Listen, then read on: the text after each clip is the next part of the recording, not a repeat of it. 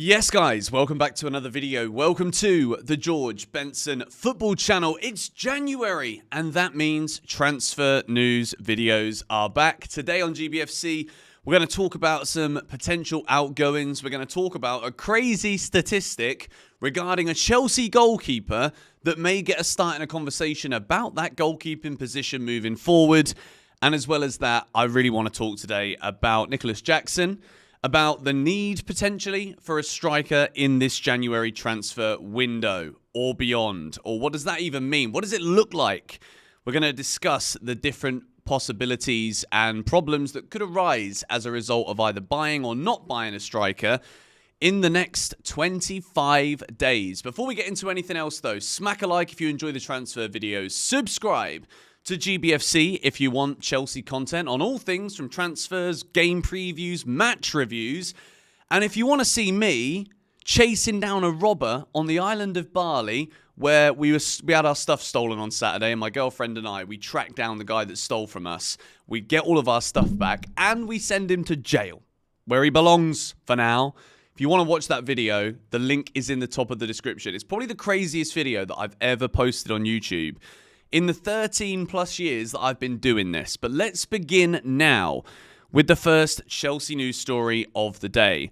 Torino have offered £9.6 million for Casadei with a percentage of future resale. However, Chelsea's request is to reach a total package of £16.6 million with a buyback option in their favour.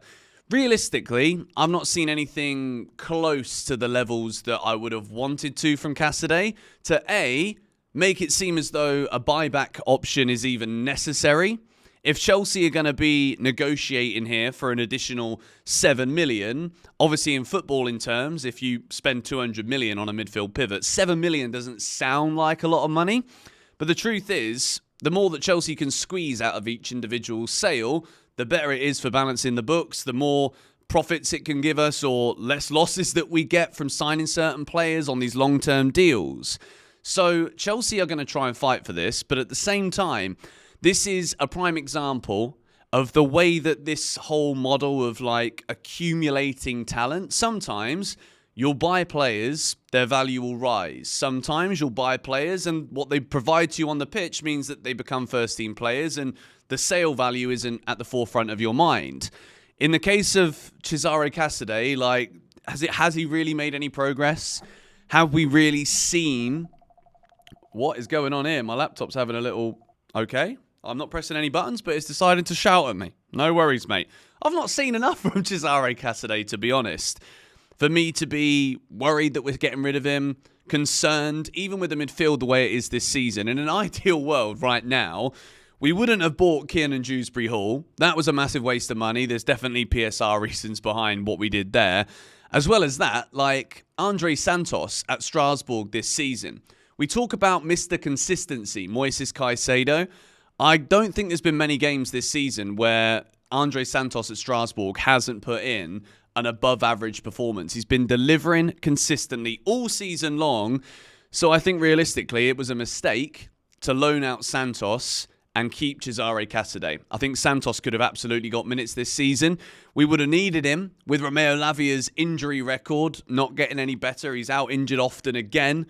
So Casadei to leave, I'm not too fussed about that, to be honest. The next piece of news, West Ham drawing up list of strikers to target this month with Ferguson, Hwang and Lath all under consideration. We don't give a shite about that, do we? Chelsea midfielders also on the Hammers' radar. And we're talking here about Dewsbury-Hall and Chukwuemeka. Chelsea apparently want the full 40 million for Chukwuemeka, which could be quite difficult. And I think the way that we've seen this happen this season, like Chukwuemeka is clearly a better player with more potential than Casadei. I think very few people will say that Casadei should be getting minutes ahead of Chukwuemeka at Chelsea. If Chelsea wanted 40 million for Chukwuemeka, surely it would have been way more beneficial to be giving more minutes to Carney this season to show what he can do, so that now that Chelsea have a player who we are realistically completely stunting his career growth, he's not getting real minutes at all, and even when he does, it's kind of like, well, what am I bothering here for? He gets given minutes in -11 in Astana, in Kazakhstan, for goodness sake. So Kiernan Dewsbury-Hall as well. I think Chelsea have got to be careful because as much as Dewsbury-Hall has not lived up to any kind of expectation, not that I was thinking he was going to be starting every week, but like Conor Gallagher did a lot more in a Chelsea shirt than Kiernan Dewsbury-Hall has and probably will ever. So at this rate, I firmly expect whether it's this January or certainly moving into the summer, I don't think Chelsea will see any need to keep Kiernan Dewsbury-Hall. The difference between playing in the Championship, where he was a key player for Maresca, and I'm sure Maresca would have had some kind of say in this, but now when you look at the other personnel, Dewsbury-Hall doesn't really fit anywhere. With Carney, it's always been slightly confusing. Maybe, again, it is purely like a tactical thing where he's not very good at embodying instructions or taking things on that Maresca's asking him to do. So both of those players expected to leave. Real Madrid probably would have preferred Reece James over Trent Alexander-Arnold before his injury issues started. I'm not going to focus too much on this because, like, Real Madrid, Trent Alexander-Arnold, that would be an unbelievable signing for them. Not going to say that Chelsea should be in. He would never go to Chelsea. He'd either stay at Liverpool if it isn't going to Real Madrid. But with Reece, you know, this is what we've said all along. Even if we wanted to sell him, it's going to be difficult for any club to really even bother putting up the money because, like, just going to get a guy that's just going to be on pretty good wages probably, but always either on the bench or out injured. So, I mean, it's good because if Reece does stay fit and Real Madrid get Trent, that's one of the big clubs that Reece's head might have been turned from. If we get a fit Reece James, brilliant. I hope Trent does go to Real Madrid. Now, this comes out of Sky Sports in Germany.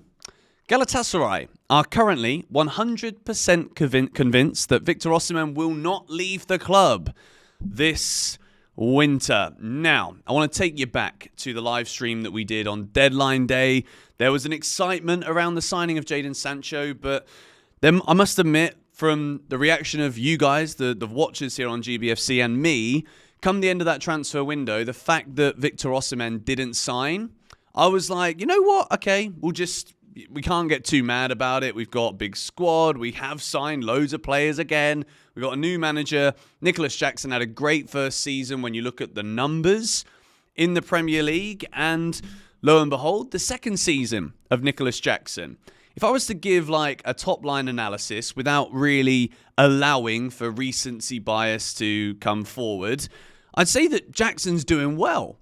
9 league goals already this season. It's not a bad return whatsoever. We're just over halfway through the season, and you could anticipate, based on the first half, if you say it's like this first half, you'll probably get nearly 20 goals in the Premier League. That's an unbelievable number.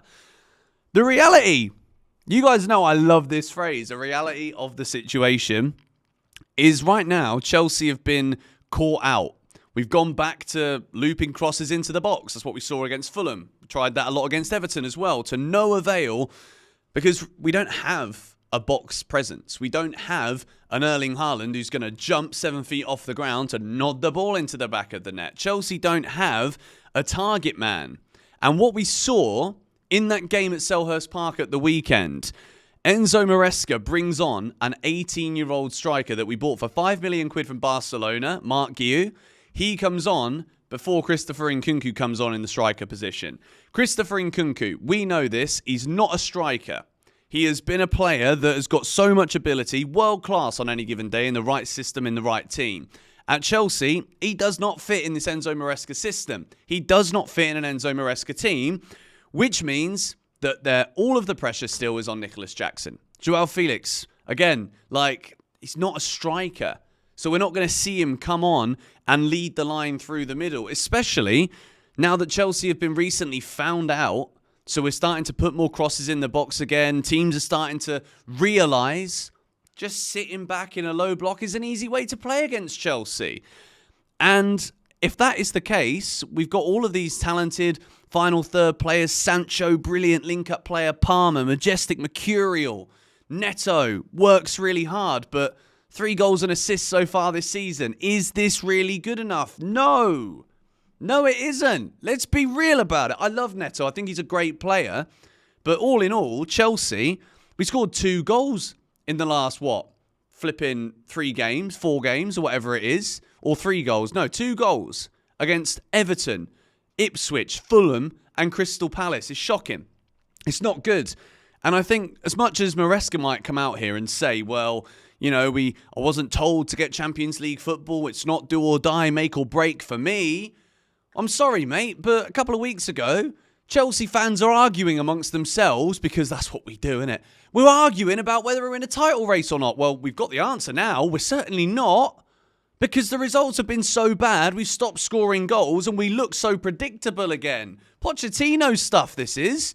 This could easily be, right now, the turning point in Chelsea's season. And it could go very down from here. From what I've seen in the last 4 games, I wouldn't be surprised if it does.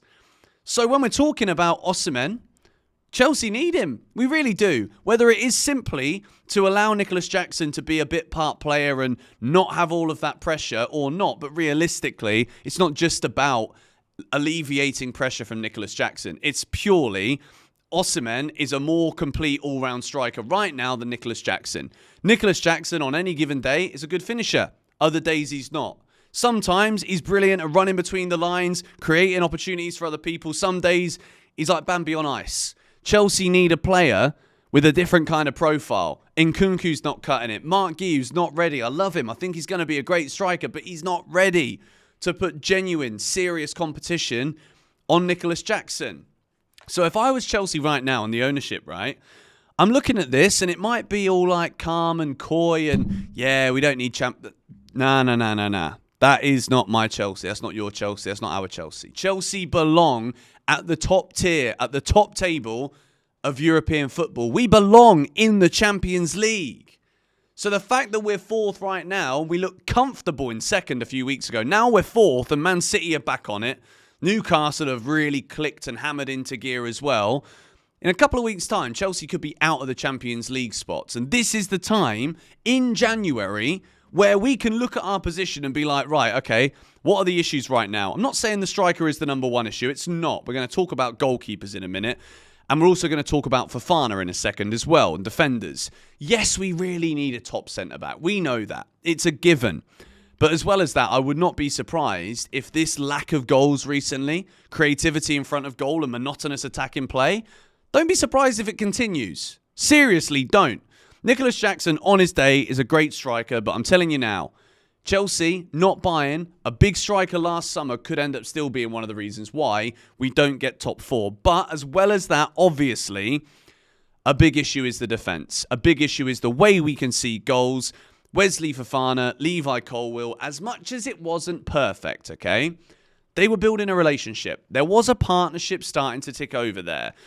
And we found out from Maresca in a press conference before the match against Crystal Palace away that Fofana would likely be out for the whole season. Since then, we've got this. Wesley Fofana has apparently said this. This comes from Simon Phillips. It's not true. I'm not out for the rest of the season. I don't know why he said that. I will be back in 4 to 6 weeks. Well, someone's getting the wrong memo here. Communication internally again at Chelsea. Have we gone back to that again where we just can't talk to one another properly? Chelsea, I'm telling you. It's getting a bit embarrassing. It was embarrassing before and it will be embarrassing again. Sort it out. Like, do we have Fofana back in a month? 6 weeks? Or is that him being optimistic? Like, what's going on here? What is actually going on here? The final piece of news that I want to discuss today. No goalkeeper has more passes per 90 or forward passes per 90 than Đorđe Petrović. Strasbourg, on loan from Chelsea in the top 7 leagues this season. Are you reading this, ladies and gentlemen? Sanchez, all right? Like, the guy makes good saves, but he can't pass the ball to a blue shirt or a white shirt for love nor money. The bloke cannot pass properly, okay?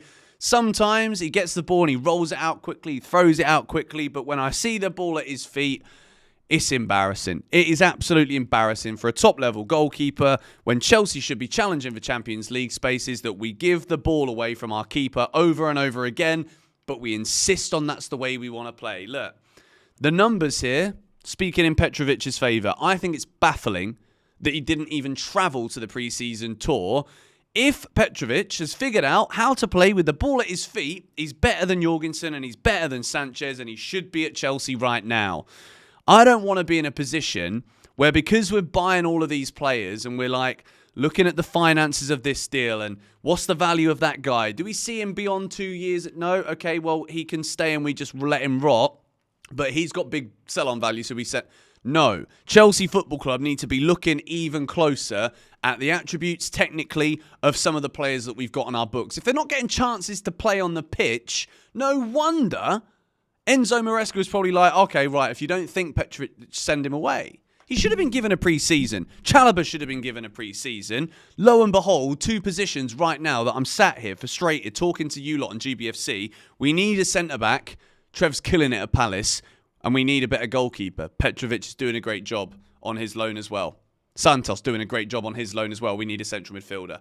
We've got the players at the club. We literally have them. I'm not saying that they are the creme de la creme, the best in the business. Chalobah's not the best centre-back in the world. Santos isn't yet the best central midfielder in the world. Petrovic isn't the best goalie in the world. But we've talked today about needing another striker. That's 4 positions, really, that we could do with strengthening him right now. What will we do in this January window? Wanted to just outline some of the stories today that are being talked about right now. Let me know your thoughts in the comments down below. I still want Osimhen. See you guys in the next video. And like I said at the start, check out the video at the top of the description. If you want to see the crazy video with real footage of me going into the guy's house, getting our stuff back, check it out. It's mad. Come on, you Blues.